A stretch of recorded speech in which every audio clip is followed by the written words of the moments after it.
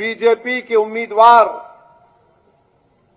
किसी एक इबादतगाह की तरफ, मस्जिद की तरफ रुख करके इस तरह से इशारा कर रही है कि उसके तरफ तीर मारेंगे, और वो तीर मारने का वो इमेजिनरी तरीका वो किसी इबादतगाह के ऊपर नहीं था, वो हैदराबाद के अमन के ऊपर था। वो जो तीर मारने का वीडियो जो दुनिया ने देखा, वो हैदराबाद में हिंदू और मुसलमानों के अमन को कमजोर करने के लिए किया गया। हैदराबाद की आवाम उस वीडियो को सामने रखकर 13 मई के दिन उस इबादतगाह को भी देखेंगे और बीजेपी के इस नापाक अज़ाइम को भी देखेंगे। बता दो ऐसी ताकतों को, बीजेपी आरएसएस को, कि तुम लाखों हरकतें कर लो, तुम तीर इमेजिनरी चलाओ या तुम तीर चलाओ, हम तुम्हारे तीर का जवाब मोहब्बत से देंगे। अब आप देख रहे हैं कि एक बीजेपी के उम्मीदवार किसी एक इबादतगाह की तरफ, मस्जिद की तरफ रुख करके इस तरह से इशारा कर रही है कि उसके तरफ तीर मारेंगे। अब भी आप वोट नहीं देंगे? अब भी आप समझेंगे कि नहीं नहीं असद साहब अब मजलिस जीत जाएगी? मेरे भाई, अगर एहसास है, तकलीफ है, उस इबादतगाह के लिए अगर तकलीफ है, तो कम से कम मजलिस के लिए नहीं तो कम से कम उस इबादतगाह की अजमत के लिए तो निकल कर वोट डालो, मजलिस के लिए। अगर आज भी तुम सोते रहोगे तो फिर कब उठोगे?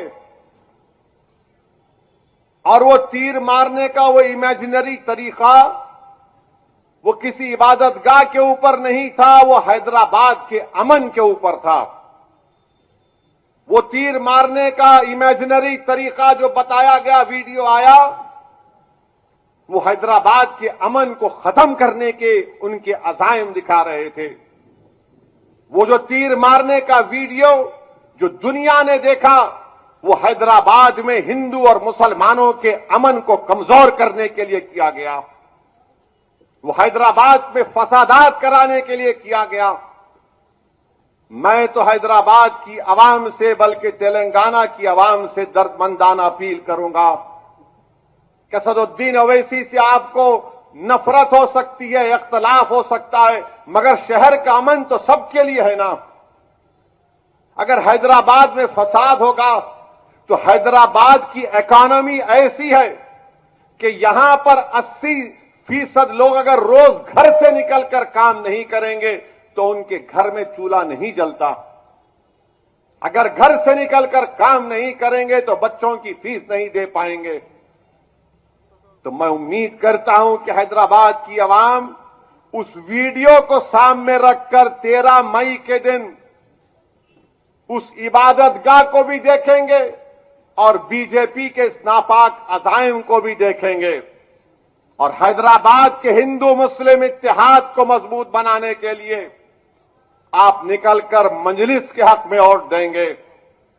हैदराबाद में अमन को मजबूत बनाने के लिए, हैदराबाद की इस मोहब्बत को बरकरार रखने के लिए, मेरे अजीज दोस्तों और बुजुर्गों, मेरी इज्जतदार मां और बहनों, मेरी इस बात को याद रखिए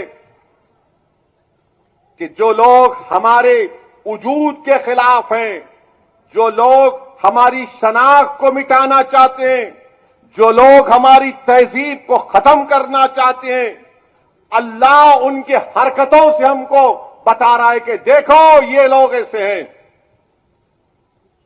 याद रखो, अगर इस सब चीजों को देखने के बाद भी अगर आप बोलेंगे नहीं 13 तारीख को अरे जीत रही अपनी पार्टी, कोई नहीं हरा सकता, मेरे भाई, तो फिर तुम्हारा वोट तुम नहीं दोगे उन लोगों के खिलाफ जो हमारी शनाख्त को मिटाना चाहते हैं, जो सरजमीन हैदराबाद पर फसाद कराना चाहते हैं।